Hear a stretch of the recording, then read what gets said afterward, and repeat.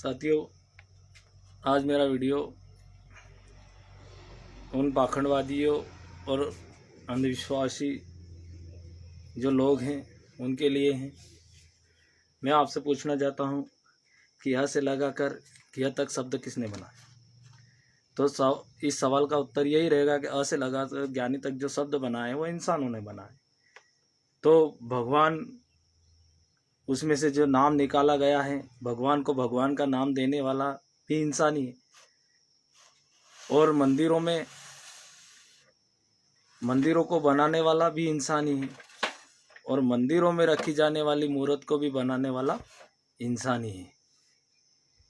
और उन मूर्त के आगे नाक रगड़ने वाला, प्रार्थना करने वाला भी इंसान ही है। और उस मूर्ति की पूजा करने वाला भी इंसान ही है। और उस मूर्ति से डरता है तो इंसान ही डरता है। आप कृपया मुझे ये बताइए कि दूसरा जीव उस मूर्ति से डरता है? नहीं डरता है। तो फिर जब भगवान का नामकरण करने वाला इंसान है, भगवान की मूर्ति बनाने वाला इंसान है, भगवान के मंदिर बनाने वाला इंसान है, भगवान की पूजा करने वाला इंसान है, भगवान के आगे नाक रगड़ने वाला इंसान है, तो भगवान ने किया क्या? और डरता भी तो इंसान ही डरता है। तो फिर मुझे ये बताइए कि भगवान ने किया क्या?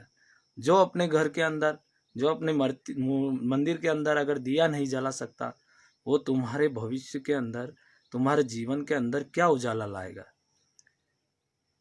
बात एक और है कि हमारे लोग मंदिरों में जाते हैं, मंदिरों में जाकर मिठाइयाँ चढ़ाते हैं, नारियल चढ़ाते हैं, प्रसाद चढ़ाते हैं, पैसा चढ़ाते हैं। अब आप ये बताइए कि वो नारियल और वो मिठाई जो होती है वह हमें वहाँ के पुजारी बांट देते हैं। फिर इंसानों में, लोगों में जो वहाँ जाते हैं उनमें बांट देते हैं। तो पैसा क्यों नहीं बांटा जाता? पैसा भी आम जनता का है, पर वो लोग पैसा कभी नहीं बांटते हैं।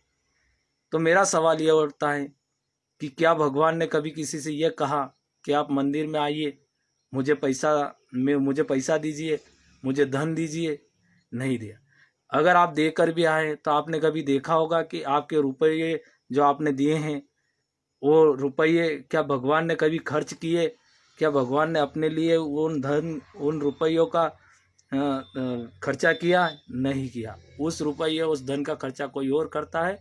और वो पैसा जब मंदिर में प्रसाद नारियल बांटी जाती है फिर, और पैसा नहीं बांटा जाता है, तो इसका मतलब यह है कि वो पैसा किसी और की जेब में जाता है। और जिस व्यक्ति की जेब में जाता है, जिन लोगों के पास वो आपका पैसा जाता है, उससे वह आर्थिक संपन्नता उनके जीवन में आती है। और वह आर्थिक संपन्न होने के बाद वो आपके ऊपर लाते चलाते हैं और आपको मूर्ख बनाते हैं। इससे साफ जाहिर होता है कि जितने भी मंदिर बने हुए हैं, जितने भी धार्मिक स्थल जो हैं, ये सब अपनी अपनी दुकानें हैं। तो अंधविश्वास भगाओ और मानव जाति को बचाओ। मेरा आपसे यही अनुरोध है कि जब बच्चा गर्भ में रहता है तो इंसानों के दो इंसानों के मिलन से ही बच्चा गर्भ में रहता है। बच्चा बाहर आने के बाद भी इंसान ही उसकी परवरिश करके उसको बड़ा करता है, पढ़ाता लिखाता है। और जवानी में भी इंसान ही उसके काम आता है। यार दोस्त भी इंसान ही बनता है। और मरने के बाद भी इंसान ही उसको ले जाते हैं और दफनाते हैं या जलाते हैं। और उसकी मिट्टी भी जो रहती है उसकी भी साफ सफाई शमशान घाट की इंसान ही करता है।